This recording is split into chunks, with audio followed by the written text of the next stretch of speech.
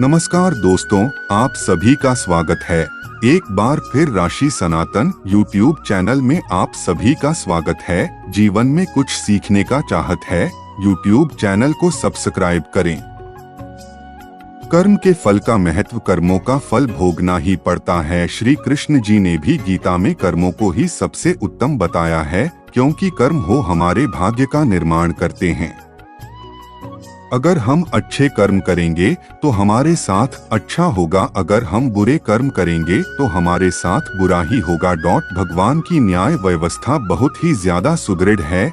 कर्म का फल अच्छे कार्य करने वाले को अच्छा और बुरे कर्म करने वाले को बुरा फल अवश्य ही भोगना पड़ेगा। भगवान के देर भले ही हो जाए मगर अंधेर हो ही नहीं सकता। जिसको आप देर समझते हैं वह देर भी नहीं है। प्रभु ने प्रत्येक कर्म के फलित होने का समय पहले से ही निर्धारित कर रखा है।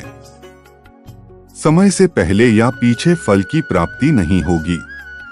प्रभु की प्रत्येक रचना, प्रत्येक नियम इतना ज्यादा गहरा है कि हर एक प्राणी उसको समझ या जान नहीं सकता। आज जो कर्म हम कर रहे हैं, परिपक्व होकर उनसे ही हमारे भाग्य की रचना होती है।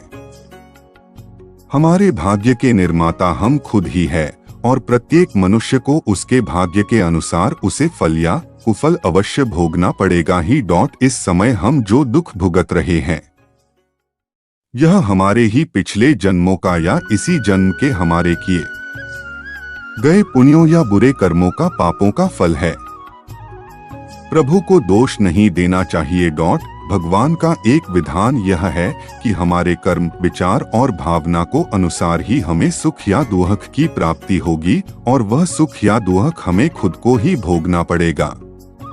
मनुष्य के कब किए हुए पाप का फल कब मिलेगा, इसका कुछ पता नहीं।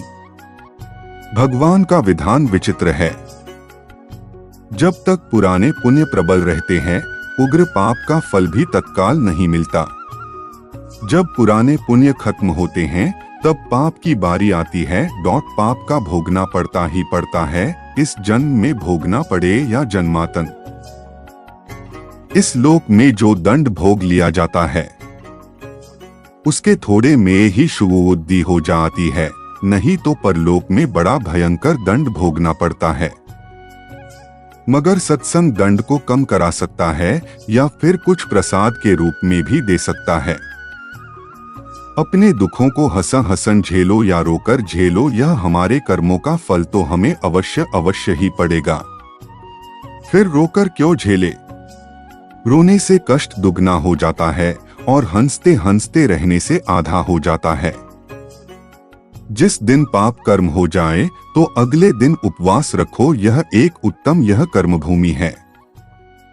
कर्म तो करना पड़ेगा, कर्म नहीं करोगे। प्रत्येक कर्म प्रभु को याद करके करेंगे तभी अच्छे फल ही भोगेंगे। धन, दौलत, सुयश, खुशियाँ, सफलताएं, सुखी परिवार, रोना हमारे कर्मों का फल है और पीड़ा, दुख, बीमारियों, आफत, दुखी परिवार, रोना हमारे ही बुरे कर्मों का फल है।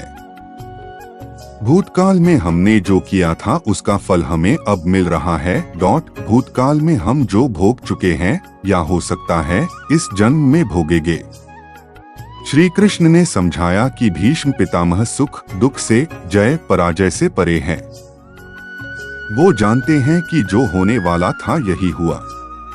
भीष्म ने श्री कृष्ण से कहा, भगवान मैंने श्री कृष्ण मुस्कुराकर बोले, हे संयम मूर्ति भीष्म, 73वें जन्म के पहले 74वें जन्म तक जब आपको पता चलता कि जब आप किशोर थे तब वन में घूमने गए, वहाँ पत्ते पर बैठी टिड्डी के शरीर में आपने कांटा चुभोया था, उस कर्म का फल घूमते घूमते अब मिल रहा है। कर्म का फल 6 साल में 2 गुना, 12 साल में 4 गुना, 18 साल में 8 गुना, 24 साल में 16 गुना इस प्रकार मिलता है।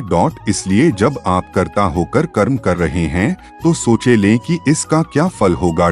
धृतराष्ट्र ने भी श्री कृष्ण से अपने कर्मों का हिसाब किया।